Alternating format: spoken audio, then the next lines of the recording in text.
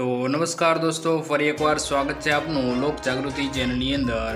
તો દોસ્તો, આજના વિડીયોની અંદર હવામાન ખબર, વિવિધ યોજનાઓ તેમજ દેશ અને દુનિયાના વિવિધ સમાચાર વિશે માહિતી આપવામાં આવી છે। તો વિડીયો પસંદ આવે તો વિડીયોને લાઇક કરી અને રોજના દરરોજના નવા સમાચાર માટે આપણી આ ચેનલ લોક જાગૃતિને સબસ્ક્રાઇબ જરૂરથી કરી લેજો। તો દોસ્તો, પહેલી ખબરની વાત કરીએ તો અંબાલાલ પટેલની નવી આગાહી। હવામાન શાસ્ત્રી અંબાલાલ પટેલે નવી આગાહી કરતા જણાવ્યું છે કે આ વર્ષનું ચોમાસું સક્રિય થઈ ગયું છે અને ધીમે ધીમે આગળ વધી રહ્યું છે। એમની આપેલી આગાહી મુજબ જૂનના અંત સુધીમાં રાજ્યના દરેક જિલ્લાઓમાં વરસાદ સારો રહેશે।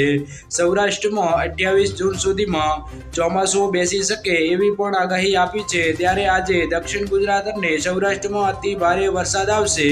તો સુરત, ભરૂચ, વલસાડ, નવસારી, નર્મદા, છોટાઉદેપુર, ભાવનગર, બોટાદમાં અતિ ભારે વરસાદ આવશે। 24 જૂન બાદ રાજ્યમાં વરસાદની ગતિ વધવાની છે એવી અંબાલાલ પટેલ દ્વારા આગાહી કરવામાં આવી છે મિત્રો।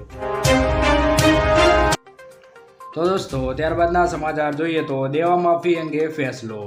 એક માહિતી અનુસાર ગુજરાતમાં કુલ 53,20,626 ખેડૂતોએ આ યાદીમાં નોંધાયેલા છે। તેમાંથી 37,28,639 ખેડૂતોએ 2022-23 વર્ષ દરમિયાન એટલે કે 31મી જાન્યુઆરી 2023ની સ્થિતિ સુધી એટલે કે માત્ર 10 માસમાં કૃષિ માટે 98,285 કરોડની લોન લીધી હતી।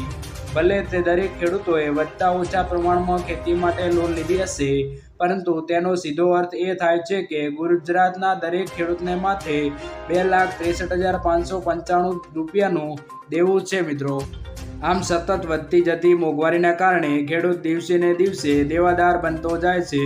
જ્યારે તેલંગાણાની સરકારે ખેડૂતોનું 2 લાખ રૂપિયા સુધીનું દેવું માફ કર્યું છે, જેના કારણે અનેક ખેડૂતોમાં લોકસભાની ચૂંટણી પહેલા દેવા માફીનો મુદ્દો ફરી એકવાર ચર્ચામાં આવ્યો હતો। જ્યારે મિત્રો સરકાર ખેડૂતોના માત્ર 2 લાખ રૂપિયા સુધીનું દેવું માફ કરે તો પણ 90% ખેડૂતોના દેવા માફ થઈ શકે છે। ગુજરાતના લાખો ખેડૂતોના દેવામાંથી 12માંથી મુક્તિ મળી શકે છે મિત્રો। તો દોસ્તો, ત્યારબાદના સમાચાર જોઈએ તો ગુજરાતમાં ભૂકંપ। ભાવનગર જિલ્લાના ગ્રામ્ય પંથકમાં મોડી સાંજે ભૂકંપના આંચકા અનુભવાયા છે। રાત્રે 9:27 મિનિટે 3.7ની તીવ્રતાનો ભૂકંપનો આંચકો અનુભવાયો હતો। ભૂકંપનું કેન્દ્રબિંદુ પાલીતાણાથી 21 કિલોમીટર દૂર વેસ્ટ નોર્થ વેસ્ટ નોંધાયું હતું।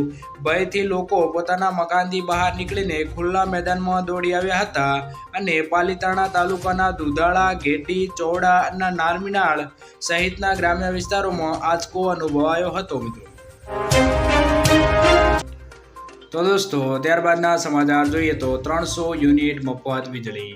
કેન્દ્રીય મંત્રી નિર્મલા સીતારમણે બજેટ દરમિયાન કહ્યું છે કે સરકાર વીજળીની સમસ્યા ખતમ કરશે અને દેશને વીજળી વિના ઊભો કરવા પ્રતિબદ્ધ છે। દેશના કરોડો ઘરમાં રૂફટોપ સોલાર સેટઅપ લગાવવામાં આવશે અને બજેટ 2024માં જાહેરાત કરવામાં આવી હતી કે દરેક ઘરમાં 300 યુનિટ સૌર ઉર્જા મફત આપવામાં આવશે। તેમજ તેમણે કહ્યું છે કે પરિવાર દર વખતે 15,000થી 18,000 રૂપિયાની બચત કરશે। વપરાશ પૂરો થયા બાદ બાકીની વીજળી વિતરણ કંપનીઓને વેચી શકશે મિત્રો। તો દોસ્તો, ત્યારબાદના સમાચાર જોઈએ તો ટાંકો બનાવવા સહાય 75,000 રૂપિયાની। ખેડૂતોને પાણીનો સંગ્રહ કરવા માટે મોટો ટાંકો બનાવવાની સરકાર તરફથી આપવામાં આવશે 50,000થી 75,000 રૂપિયાની આર્થિક સહાય આપવામાં આવે છે। જેમાં સામાન્ય જાતિના ખેડૂતોને કુલ ખર્ચના 50% અથવા તો 50,000ની સહાય અને જનજાતિના ખેડૂતોને કુલ ખર્ચના 75% અથવા તો 75,000 રૂપિયાની સહાયના ફોર્મ ખેતીવાડી અને વેબસાઇટ આઈ ખેડૂત પોર્ટલ પર રૂપે આપવામાં આવશે। જ્યારે આ યોજના માટેના ફોર્મ ખેતીવાડી વેબસાઇટ ઉપર ભરવાના શરૂ થઈ ગયા છે મિત્રો। તો દોસ્તો, ત્યારબાદના સમાચાર જોઈએ તો ગેસ સિલિન્ડર ₹300 સસ્તો થયો। કેન્દ્ર સરકાર ફરી એકવાર ગેસ ગ્રાહકો માટે ભેટ આપવા જઈ રહી છે। નવી સરકાર આવ્યા બાદ કેન્દ્ર સરકારની વિવિધ યોજનાનો લાભ લાભાર્થીઓને મળતો રહેશે તે સ્પષ્ટ થયું છે। ઉદાહરણ તરીકે PM ઉજ્જવલા યોજના લાભાર્થીઓને 300 રૂપિયાની સબસિડી મળતી રહેશે। જો કે આ સબસિડી આગામી 9 મહિના સુધી મળતી રહેશે। જાણકારી માટે તમને જણાવી દઈએ કે દેશની રાજધાની દિલ્હીમાં સામાન્ય ગ્રાહકોને 803 રૂપિયા એલપીજી સિલિન્ડરમાં મળી રહ્યા છે, જ્યારે ઉજ્જવલા લાભાર્થીઓને 300 રૂપિયા સુધીના ડિસ્કાઉન્ટ બાદ 503 રૂપિયામાં ગેસ સિલિન્ડર મળી રહ્યો છે મિત્રો। તો દોસ્તો ત્યારબાદના સમાચાર જોઈએ તો 2 લાખ સુધીની સંપૂર્ણ લોન માફ। ખેડૂતોને આર્થિક રીતે પગભર કરવા માટે કેન્દ્ર તેમજ રાજ્ય સરકાર દ્વારા ખાસ પગલાં લેવામાં આવે છે। છેલ્લા કેટલાક સમયથી પ્રતિકૂળ વાતાવરણને પગલે ખેડૂતોની આર્થિક સમસ્યાઓને ધ્યાનમાં રાખીને તેલંગાણામાં મુખ્યમંત્રી રેવંત રેડ્ડીની સરકારે લોન માફીની જાહેરાત કરી છે। કોંગ્રેસે ચૂંટણી દરમિયાન કરેલો વાયદો પૂરો કરતા રેવંત રેડ્ડીએ કહ્યું છે કે ખેડૂતોની રૂપિયા 2 લાખ સુધીની લોન માફી ટૂંક સમયમાં લાગુ કરવામાં આવશે। રાજ્યની કેબિનેટની બેઠકમાં પ્રેસ કોન્ફરન્સ દરમિયાન રેવંત રેડ્ડીએ કહ્યું છે કે 2018થી 2023 વચ્ચે જે ખેડૂતોએ 2 લાખ રૂપિયાની લોન લીધી છે તે તમામ ખેડૂતોની લોન સંપૂર્ણ રીતે માફ કરી આપવામાં આવશે। તો દોસ્તો ત્યારબાદના સમાચાર જોઈએ તો ખેડૂતો માટે ખુશખબર। ઇફકોએ લિક્વિડ યુરિયા વિકસાવ્યું છે, જેને નેનો યુરિયા નામ આપવામાં આવ્યું છે।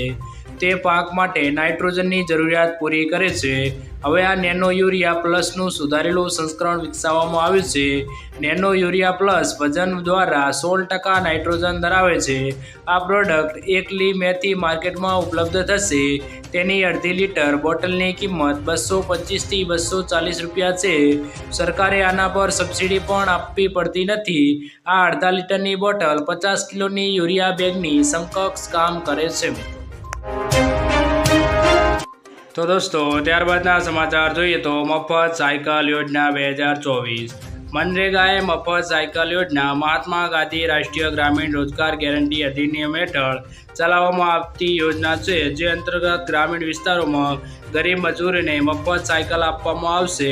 આ યોજનાનો લાભ તે તમામ મજૂરોને આપવામાં આવશે જેઓ મજૂર તરીકે કામ કરે છે। યોજનાના પ્રથમ તબક્કામાં લગભગ 4 લાખ કામદારોને મફત સાયકલ આપવામાં આવશે, જેથી કામદારોની ગતિશીલતા અને આજીવિકામાં સુધારો કરી શકાય।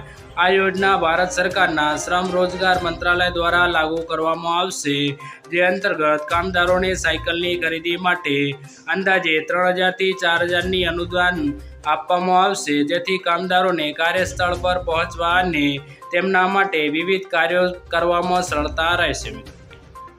તો દોસ્તો આજના વિડીયોમાં આટલું જ। જો વિડીયો પસંદ આવ્યો હોય તો વિડીયોને લાઇક કરી અને વિવિધ ખેડૂત સમાચાર માટે આપણી આ ચેનલ લોક જાગૃતિને સબસ્ક્રાઇબ જરૂરથી કરી લેજો।